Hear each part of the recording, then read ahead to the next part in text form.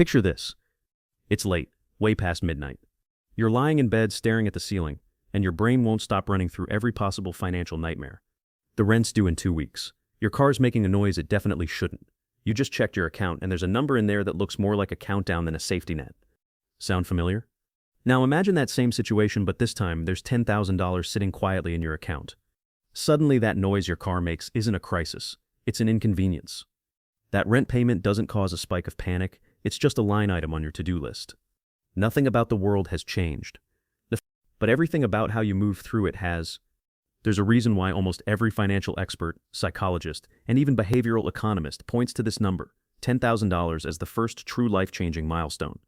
Not because it buys luxury, not because it makes you rich, but because it fundamentally rewires how you think, feel, and make decisions about money.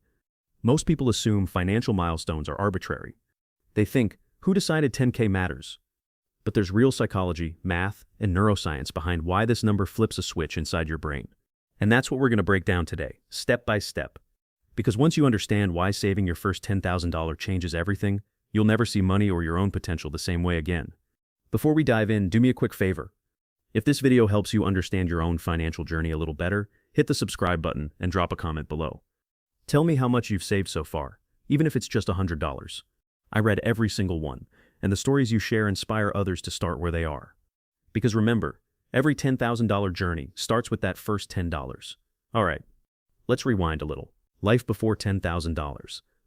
You know that feeling when you're at the grocery store doing mental math in your head before you even get to the register? You're calculating, second-guessing, wondering, do I really need this? Maybe you pick up a name-brand item, then quietly swap it for the store brand that costs 43 cents less. Or maybe your friends text you, "Hey, we're going out to eat tonight," and you come up with some creative excuse, "I'm tired," or "I've got stuff to do." Not because you don't want to go, but because you know that $30 dinner could wreck your entire budget for the week. That's what life before your first $10,000 looks like for millions of people. Constant calculation, constant compromise, constant anxiety. It's not laziness. It's not irresponsibility. It's just math and survival. Every dollar has a job, and every unexpected expense feels like an ambush. You live in reaction mode. A flat tire? Panic. Panic. A surprise bill? Panic. A small emergency? Panic. Your brain's always scanning for threats because financially, you don't have a buffer. You might not realize it, but this constant low-grade stress is exhausting your energy. Psychologists actually have a term for it, financial fatigue. It's when your brain spends so much energy worrying about money that it leaves you too tired to fix the problem. And that's the trap so many people get stuck in. They're not bad with money, they're just too stressed to think clearly about it. See, when you're living paycheck to paycheck, money isn't just a number. It's safety. It's freedom. It's the ability to breathe without that tightness in your chest every time you open your banking app. But here's where everything starts to shift. There's one number that changes that pattern completely. And that number is 10,000. The turning point, $10,000. When you finally hit $10,000 saved, something happens that isn't easy to describe, but everyone who's been there knows exactly what I mean. It's quiet. It's subtle. But it's powerful. It's the first time you look at your account and feel calm. Not because you're rich, but because you know that no single mistake, no single bill, no single bad day can ruin you anymore. That's what $10,000 does. It doesn't make you wealthy, it makes you stable.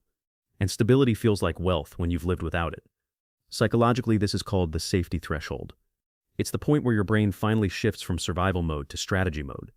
When you have $0 in savings, every risk feels dangerous. Taking a new job, moving cities, buying a course to learn a new skill, all of it feels terrifying because one wrong move means total disaster. But once you've got $10,000 sitting there, something inside you relaxes.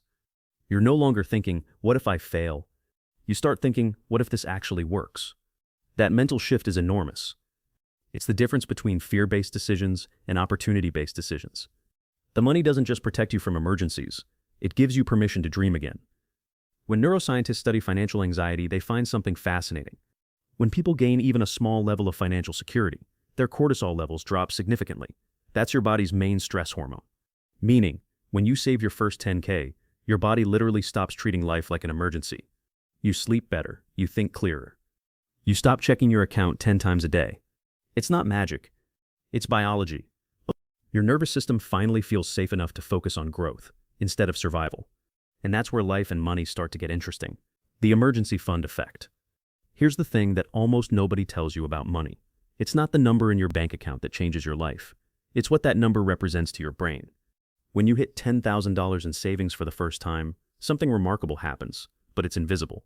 You don't wake up to confetti and fireworks. There's no parade or big dopamine rush. You just notice one day that you're not panicking anymore. That small emergency that used to feel like the end of the world, now, it's just a mild inconvenience. The flat tire, the surprise medical bill, the last-minute flight, they're no longer existential threats.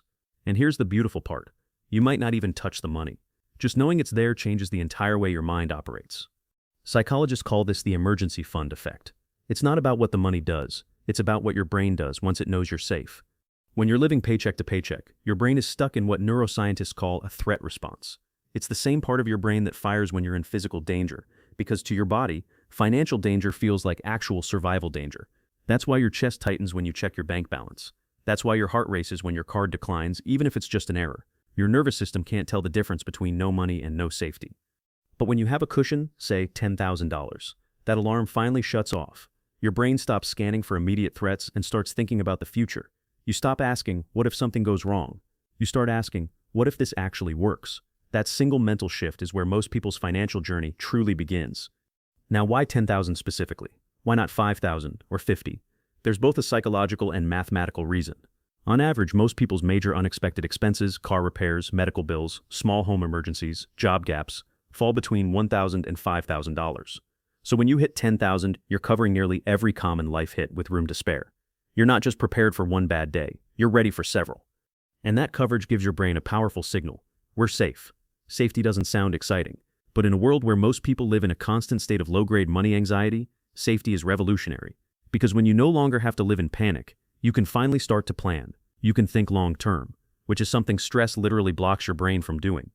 Neuroscience studies show that when cortisol, the stress hormone, is high, your prefrontal cortex, the part of your brain responsible for logic, planning, and long-term decisions, goes offline. That's why people who live under chronic financial stress often make impulsive or short-term decisions. They're not irrational, they're just surviving. But once that 10,000 is there, cortisol drops. The prefrontal cortex reactivates, and suddenly you start making smarter choices. Not because you became more disciplined, but because your brain finally got permission to think clearly again. Here's what that looks like in real life. Let's say your car breaks down. Before, that would have been a nightmare. You'd be asking, how am I going to pay for this? Now you take a breath, call the shop, and say, let's get it fixed. Nothing about the car changed. What changed is your relationship with uncertainty. That's freedom, not yachts or Lamborghinis, but being able to handle life without your pulse skyrocketing. And that freedom spreads. You start sleeping better. You start saying yes to opportunities instead of automatically saying no. You stop feeling trapped in a job you hate because you know you could survive a few months without it. For the first time in your life, you don't feel like the world owns your time. You own it. That's what $10,000 buys you, not luxury, but leverage. It gives you the breathing room to make choices based on preference, not panic. Most people think return on investment means stocks, crypto, or business profits. But the first and most important ROI you'll ever experience is psychological peace of mind. You can't measure it on a chart. You can't brag about it at parties, but you'll feel it in your bones. Because when you stop waking up stressed about money, your entire day gets better. You're more productive. You make better decisions. You communicate better. You even become a better partner, parent, or friend because your mind isn't stuck in constant financial survival mode. That's the secret power of your first 10,000. It doesn't just protect your wallet, it protects your mind. Once that peace sets in, it creates what psychologists call a positive feedback loop. When you're calm, you make better choices. Better choices lead to more savings. More savings lead to more calm. It's a self-reinforcing cycle, the exact opposite of the panic spiral most people are stuck in. Remember how every little expense used to throw your whole budget off balance? Once you have 10,000, those moments stop controlling you. You don't have to borrow, you don't have to panic, you don't have to call 3 people for help. You just handle it quietly, confidently, and with dignity. And here's what's beautiful about that. Nobody sees it, nobody celebrates it, but you feel it. The world looks different when you're not in survival mode. Colors seem brighter, conversations feel easier. Your brain finally has the bandwidth to notice possibilities. Here's the truth that changes everything. 10,000 doesn't buy happiness, it buys control. Control over your time, control over your decisions, control over your mental space. When you have control, you're not reacting to life, you're creating it. And that's where real confidence comes from. Because when you can handle a bad week, you stop fearing bad weeks. When you can cover an emergency, you stop dreading emergencies. That fear you've carried for years starts to dissolve. You can finally stop holding your breath and start building. There's a kind of confidence that comes with financial safety that can't be faked. It's quiet. It's calm. It's not loud or flashy. You don't need to show off. You don't need to prove anything. You just know you're okay. And that's one of the most attractive, grounded, and powerful forms of confidence you can ever have. Because real security doesn't need to announce itself. It just walks into the room and knows it belongs there. That's what your first 10,000 does. Up next, we'll go even deeper into the psychological transformation that happens when you save it. How your entire identity shifts from someone trying to save to someone who does save. That's where your financial story stops being about money and starts being about who you're becoming. The identity shift. At some point between saving your first few thousand and finally hitting that $10,000 mark, something subtle but permanent changes. You start seeing yourself differently. Up until now, you were someone who was trying to save money. Someone who downloaded budgeting apps, watched finance videos, maybe even opened a high-yield savings account and checked it every few days hoping it would grow faster. You were chasing the habit. But the moment you cross that first real threshold, the identity flips. You're no longer someone trying to save. You're a saver. Think about it. A smoker who's trying to quit is constantly battling temptation, but a person who doesn't smoke doesn't even enter the fight. They just don't. The same thing happens with money. Once you've proven to yourself that you can build a 5-figure safety net, your brain quietly updates its story. I'm someone who manages money well. That identity changes everything. Suddenly you notice spending in a way you never did before. You start catching yourself before impulse buys, because the new version of you doesn't waste money, not out of guilt, but because it feels off-brand. You become that person who thinks twice, compares prices, reads the fine print and plans ahead. Not because you're cheap, but because you finally respect your own effort. The truth is, the first 10,000 isn't just a number. It's a mirror. It reflects your ability to delay gratification, to plan long-term, to keep promises you made to yourself months or even years ago. And the moment that reflection solidifies, something else happens. You start seeing money differently, not as a thing that controls you, but as a tool you control. Before, money was emotional. You'd feel guilty spending it, anxious when you didn't have it, excited when you got some. It was drama. Now it becomes data. It's just numbers, inputs and outputs you can measure, track, and optimize. You start thinking in percentages instead of paychecks. You begin asking better questions. How can I make this dollar grow, instead of how long until it's gone? That's the start of financial maturity. It's not about knowing everything. It's about realizing you can learn. You stop feeling helpless. You stop feeling like the system is rigged against you. You start thinking, okay, maybe I can actually figure this out. And that's powerful, because money is a confidence game more than anything else. The people who build real wealth aren't necessarily smarter. They just believe they can manage it. When you hit 10,000, that belief stops being theory and becomes proof. Something else happens too. Your tolerance for nonsense goes down. You stop falling for get-rich-quick traps because you've experienced what real progress feels like. You've watched it grow slowly but surely in your own account.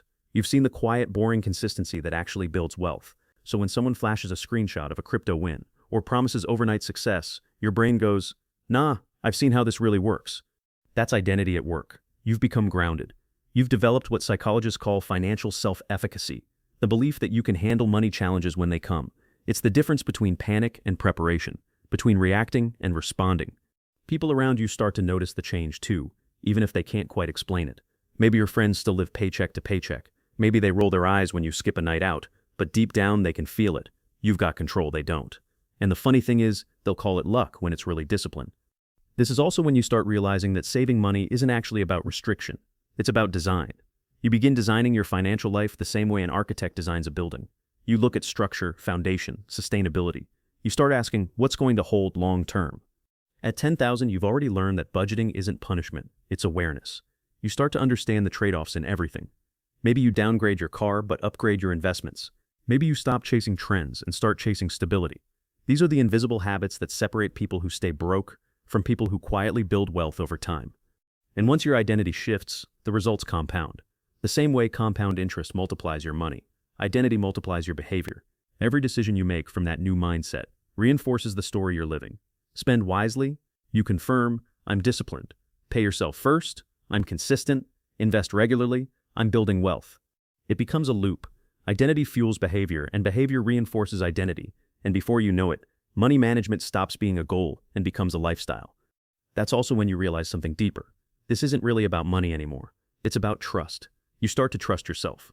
The same way you trust gravity or time. You just know that you'll keep doing what works because you've seen yourself do it. That kind of trust is rare. Most people doubt their own ability to change.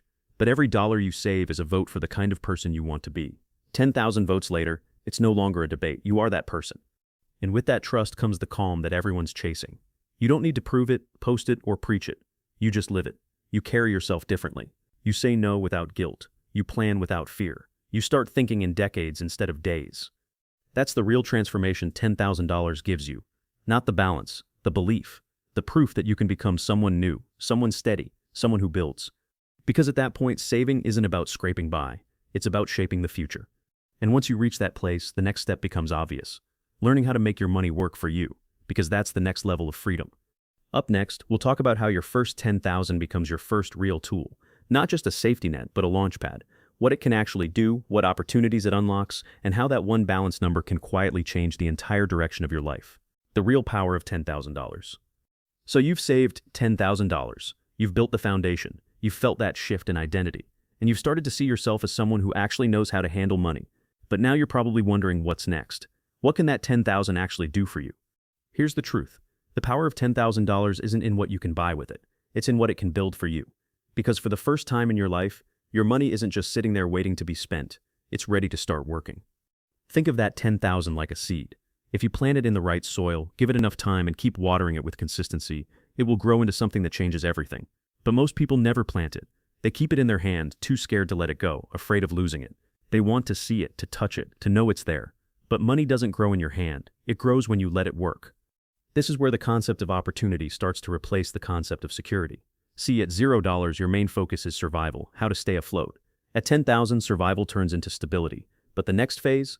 That's strategy. It's not about having money anymore, it's about using it intelligently. Let's get practical for a second. What can you actually do with $10,000? You can start an emergency fund, yes, but we already covered that. The real power comes from learning to split that money between safety and growth. Maybe you keep 3 to 6 months of expenses in a high-yield savings account. That's your I can sleep at night fund. The rest? That's your let's make this grow fund. This is where people first experience what I like to call money confidence. You realize you can make financial decisions that are both safe and strategic. You can take calculated risks without gambling your future. That's where the real leverage starts to build. Maybe you decide to open an index fund or start contributing to a Roth IRA. For the first time, you're not reading about compound interest. You're watching it happen in real time. You refresh your investment app and see the balance tick up a few dollars, and it hits you. Your money just made money. It's small, it's subtle, but it's a shift that rewires your brain. Because once you experience that, you can't unsee it. You start realizing that the real difference between wealthy people and everyone else isn't luck. It's time. They've been letting their money work for longer. Let's put it in perspective. If you invest that $10,000 in something simple, say an S&P 500 index fund, that returns an average of 7% a year, and you never add another dollar, in 20 years, it becomes almost $40,000. Do nothing. No day trading, no magic tricks, no luck. Just patience. Now imagine you keep contributing even modestly, say $300 a month. That grows to over $200,000 in the same period. The math feels unfair at first, because it's so simple it seems like it shouldn't work. But that's exactly the point. The system does work, it just requires consistency, not genius. And when you realize that, you start thinking differently about every dollar that passes through your hands. Suddenly that random $50 impulse purchase doesn't just cost $50, it costs future growth. It costs future freedom. Because once you've seen how a single dollar can multiply, you start treating money like the tool it actually is. But here's the real beauty of the $10,000 milestone. It gives you permission to think beyond just saving. Once you have that cushion, you can start using money to improve your quality of life and open doors that were once locked shut. You can finally do things that were impossible before, not because they were too expensive, but because you couldn't afford to risk anything. For example, maybe there's a course you've wanted to take that could increase your income, or a small business idea you've had sitting in your notes app for 2 years, or even just the ability to move to a new city, take a better job, or buy better tools for your side hustle. When you have that $10,000, those decisions stop being impossible and become strategic. And that's a huge mindset shift, because it's not about comfort anymore, it's about growth. The money isn't there to protect you forever, it's there to empower you, it's there to create movement. Because when you're broke, you're stuck. When you have $10,000, you have options. There's also something deeper that happens when you start using your money strategically. You begin to develop what I call financial intuition. You stop asking, what should I do with my money? And start asking, what's the best use of my resources right now? You start thinking like a builder. You start seeing yourself as the CEO of your own life. And here's the thing. Once your brain starts thinking that way, the results compound far beyond your bank balance. You start noticing opportunities you used to miss. You start seeing patterns. You start realizing that most people aren't bad with money because they're stupid. They're bad with money because they never gave themselves the space to learn. That's what your 10,000 does. It buys you the space to learn. It gives you the margin to fail small and recover fast. You can test, you can adjust, you can take small risks without destroying your stability. That's the foundation of every great success story. And just like before, that safety creates confidence, and confidence creates better results.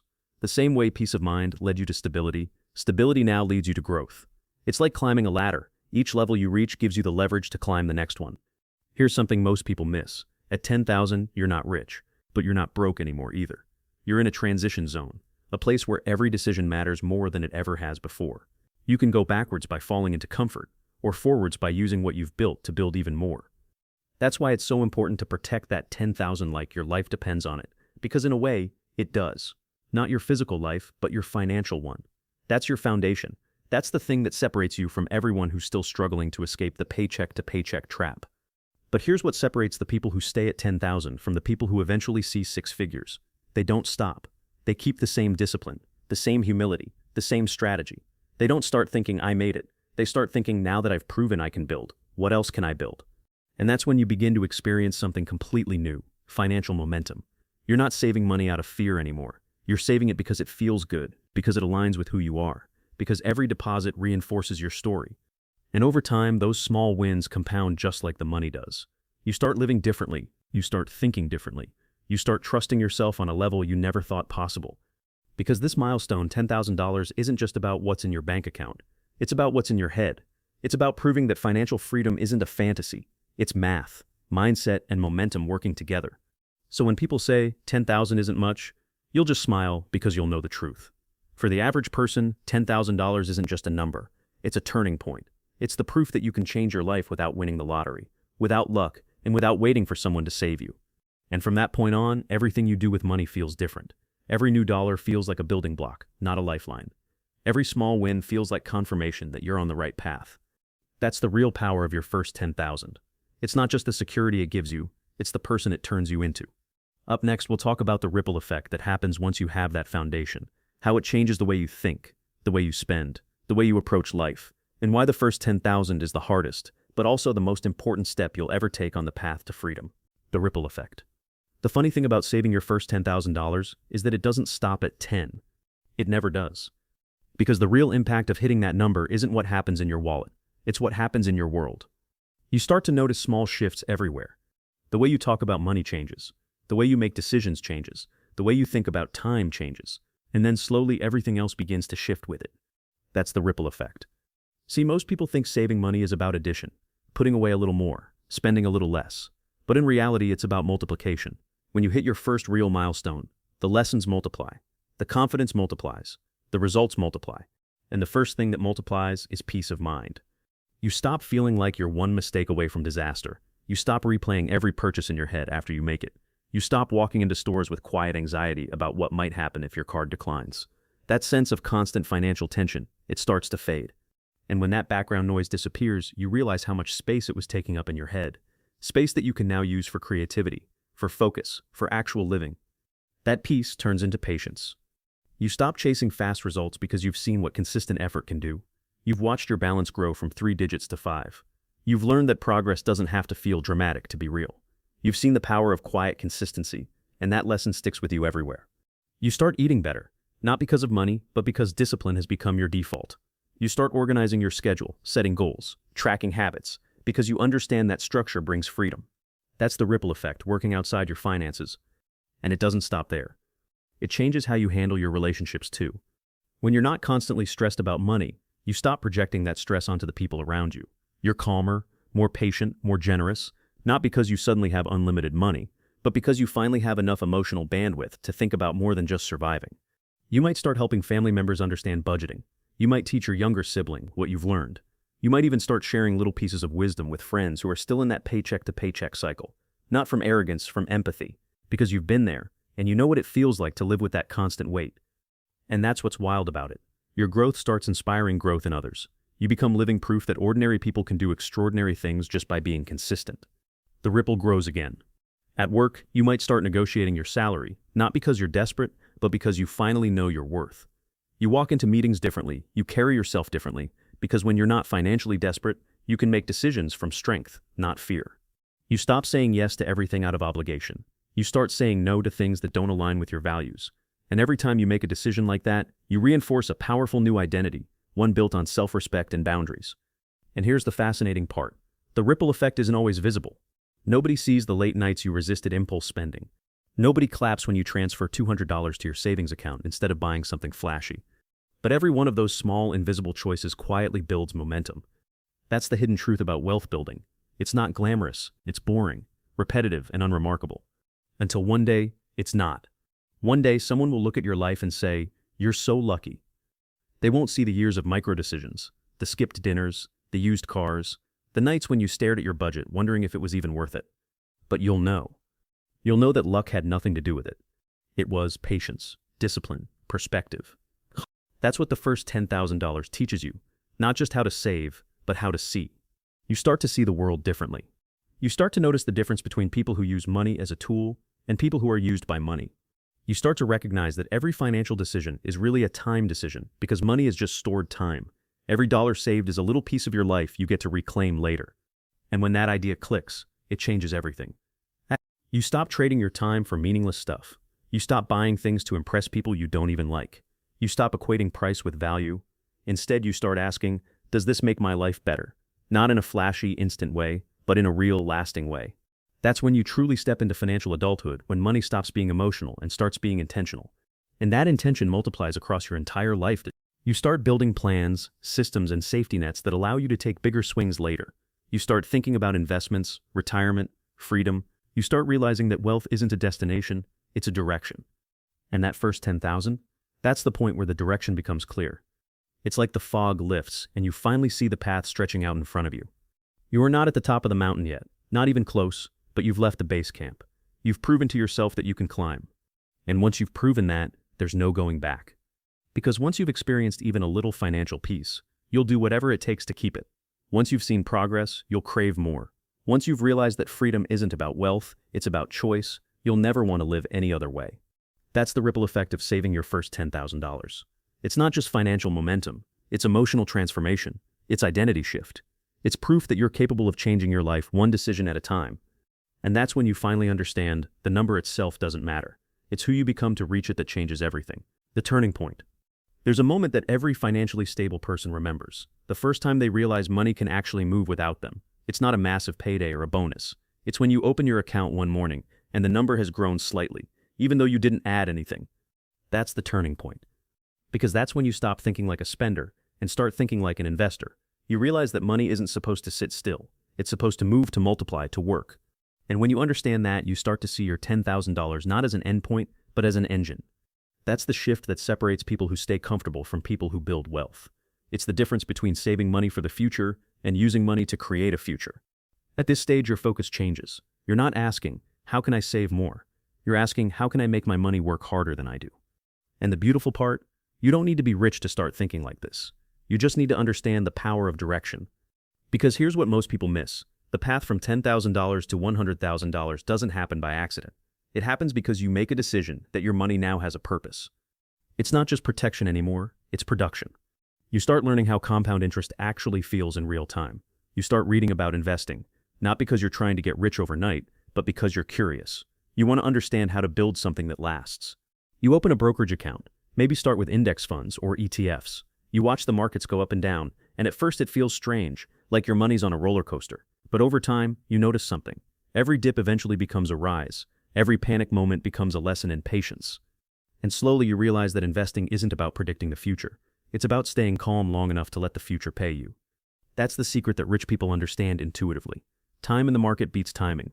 The market, the $10,000 you invest today, doesn't just grow because of interest. It grows because of patience. Every year you leave it untouched. It quietly builds more freedom for your future self. But this turning point isn't just financial, it's psychological. You begin to experience something that very few people ever do: financial leverage. That's when your money starts creating options that weren't available before. Maybe now you can invest in a skill that increases your income. Maybe you can fund a small side project that turns into something bigger. Maybe you can move to a place with better opportunities, or quit a toxic job that's been draining you for years. The funny part is, none of this happens because you suddenly became wealthy. It happens because you bought yourself something priceless: time. And that's what most people never realize. Money doesn't buy happiness, but it absolutely buys time. And time is what happiness grows out of. When you have $10,000 saved and working for you, you gain the power to pause. You can stop reacting to life and start designing it. You can take a week off without spiraling into panic. You can say no to a job offer that doesn't align with your values. You can make decisions from clarity, not fear. And once you experience that, you'll never want to go back. Because before, your decisions were made under pressure.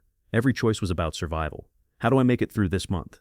But now, your choices start coming from vision. What do I actually want to build next? And that's a complete rewiring of your brain. You begin to understand something that wealthy people have known all along. Money doesn't change who you are. It amplifies who you already were. If you were disciplined when you had nothing, you'll be powerful when you have something. If you were careless, money will only magnify that chaos. The first $10,000 teaches you discipline. It gives you proof that you can delay gratification, build systems, and stay consistent. So when you hit this turning point and that discipline meets opportunity, everything starts accelerating. You start automating your finances, paying yourself first, setting up investments on autopilot. You start using high-yield accounts, cashback cards, and maybe even dipping your toes into index funds or dividend investing. You're not chasing trends, you're building systems. And that's the real mark of maturity, when you stop trying to beat the system and start building your own. But maybe the most important part of this turning point is how you view setbacks. You stop taking financial mistakes personally. You stop spiraling when the market dips. You stop thinking, I messed up, and start thinking, okay, what can I learn from this? That mindset shift is gold, because from this point forward, you'll face bigger challenges. Maybe an investment doesn't perform as well as you hoped. Maybe an unexpected expense eats into your cushion. But instead of collapsing, you adapt. You adjust. You recover faster. You've built financial resilience, and that's the real wealth most people never see. Because the truth is, building wealth isn't about never falling. It's about learning how to get back up every time, faster and stronger. That's what $10,000 does for you. It's the moment you move from fear to flexibility, from survival to strategy, from reacting to creating.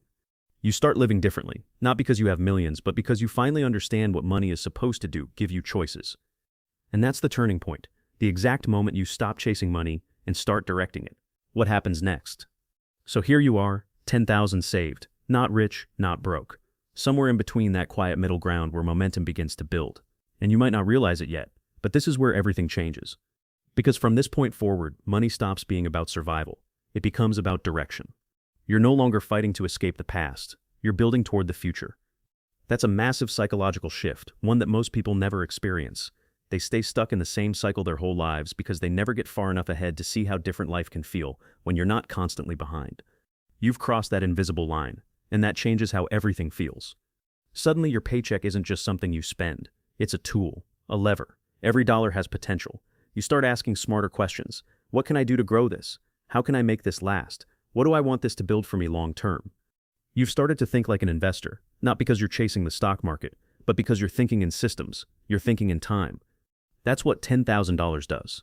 It gives you perspective, it gives you the ability to zoom out, to see the bigger picture, instead of just the next bill. Now, when you make choices, you're not asking, can I afford this? You're asking, is this worth it? And that question changes everything. You start spending differently, not because you're afraid to lose money, but because you finally respect what it can do. You stop needing to buy validation or distraction. You start choosing experiences that align with your values, not your insecurities. That's real wealth, when your spending starts reflecting your growth. But here's the beautiful part most people miss. When you reach this stage, everything you've learned compounds, not just financially, but emotionally.